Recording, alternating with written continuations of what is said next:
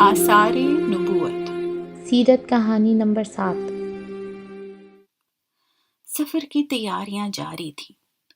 کہیں سامان کی گٹھڑیاں بن رہی تھیں تو کہیں اناج بوریوں میں بھرا جا رہا تھا، کہیں کپڑوں کے تھانوں کا ڈھیر تھا تو کہیں بھیڑوں کے ریوڑ ہانکے جا رہے تھے۔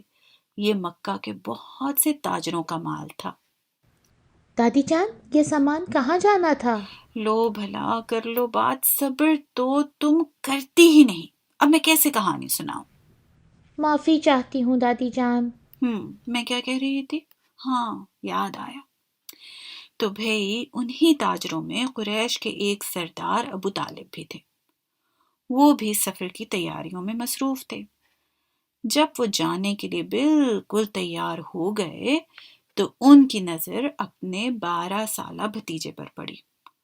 اس کے چہرے پر پیچھے رہ جانے کا دکھ تھا۔ ابو طالب کو اپنے اس یتیم بھتیجے سے بہت ہی زیادہ پیار تھا۔ ان سے اپنے بھتیجے کا دکھ دیکھا ہی نہیں گیا۔ انہوں نے بھتیجے کو بھی ساتھ لے جانے کا فیصلہ کیا۔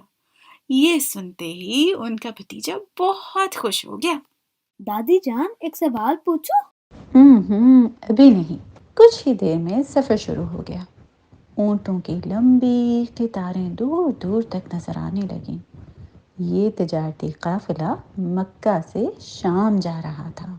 اس قافلے کی سربراہی قریش کے ایک سردار ابو طالب کر رہے تھے۔ ان کا بھتیجا بھی ساتھ آنے پر بہت پرجوش تھا۔ یہ اس کا پہلا تجارتی سفر تھا۔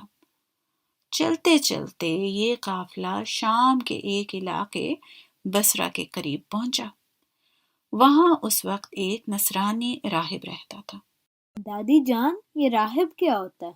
اور نصرانی کسے کہتے ہیں؟ بچوں، نصرانی کا مطلب ہے ایسا شخص جو عیسائی گھرانے میں پیدا ہوا ہو، اور راہب کا لفظ عیسائی اپنے عالم کے لیے بولتے ہیں، جیسے ہمارے ہاں مولوی صاحب وغیرہ کا لفظ بولا جاتا ہے۔ اچھا۔ اس راہب کا نام جرجیس تھا، لیکن یہ بحیرہ راہب کے نام سے مشہور تھا۔ بصرہ آنے والے قافلے اس راہب کے خیمے کے پاس سے گزرتے تھے۔ کبھی ایسا نہیں ہوا تھا کہ یہ راہب کسی قافلے کا استقبال کرنے باہر نکلا ہو، لیکن ابو طالب کے قافلے والے ابھی سامان اتار رہے تھے کہ یہ راہب ان کے پاس آ گیا۔ وہ سبھی لوگوں کے چہرے دیکھنے لگا جیسے کسی کو پہچان رہا ہو۔ جب یہ راہب ابو طالب کے بھتیجے کے پاس پہنچا تو اس کا ہاتھ پکڑ کر خوشی سے بولا، یہ سارے جہان کے سردار ہیں، یہ سارے جہان کے رب کے رسول ہیں، اللہ انہیں سارے جہان کے لیے رحمت بنا کر بھیجے گا۔ اس کی یہ بات سن کر ابو طالب سمیت قریش کے باقی سردار بھی حیران رہ گئے۔ انہوں نے بحیرہ راہب سے پوچھا کہ تمہیں یہ بات کیسے پتہ چلی؟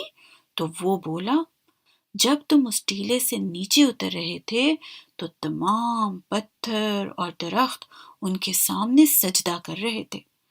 یہ دونوں چیزیں صرف نبی کو سجدہ کرتی ہیں، اور میں انہیں مہر نبوت کے ذریعے پہچانتا ہوں جو آپ کے کندھے کی ہڈی کے نیچے ہے۔ ہم نے اس کا ذکر اپنی کتابوں میں پڑھا ہے۔ لیکن دادی جان، سجدہ تو صرف اللہ تعالیٰ کی ذات کے لیے ہوتا ہے۔ تم ٹھیک کہہ رہی ہو میری بچی، ہمیں صرف اللہ تعالیٰ ہی کو سجدہ کرنا چاہیے۔ البتہ کچھ چیزیں صرف ایک نبی کے ساتھ خاص ہوتی ہیں، انہیں تمام انسانوں کے لیے نہیں سمجھنا چاہیے۔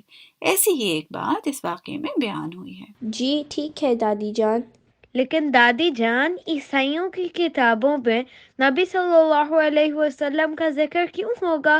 لو بھلا کر لو بات، میرے بچے، اسلام کے آنے سے پہلے عیسائی ہی تو تھے جو اللہ کی کتاب پر ایمان لائے تھے۔ تو اللہ نے ان کی کتابوں میں اپنے آخری نبی جناب محمد رسول اللہ صلی اللہ علیہ وسلم کا ذکر کر رکھا تھا، تاکہ جب آپ صلی اللہ علیہ وسلم انہیں اسلام کی طرف بلائیں تو وہ آپ کو پہچان کر مسلمان ہو جائیں۔ ارے واہ، یہ تو بڑا اچھا ہوا۔ پھر آگے کیا ہوا دادی جان؟ بھئی ہونا کیا تھا، بحیرہ راہب نے اسی خوشی میں سب لوگوں کی دعوت کی، پھر ساتھ ہی ساتھ اس نے قریش والوں کو سمجھایا کہ اس لڑکے کو آگے مت لے جائیں، اسے واپس بھیج دیا جائے کیونکہ یہودی اسے نقصان پہنچا سکتے ہیں۔ وہ کیوں دادی جان؟ بھئی یہودی یہ چاہتے تھے کہ آخری نبی بھی انہی میں سے آئے، لیکن اللہ تعالیٰ کا فیصلہ کچھ اور تھا۔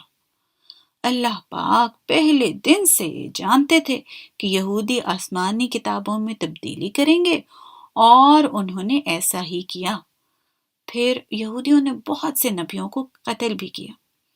وہ من مانی کرتے کرتے اللہ کا حکم ماننا چھوڑ چکے تھے، اسی لیے اللہ نے ان پر اپنا غضب نازل کیا۔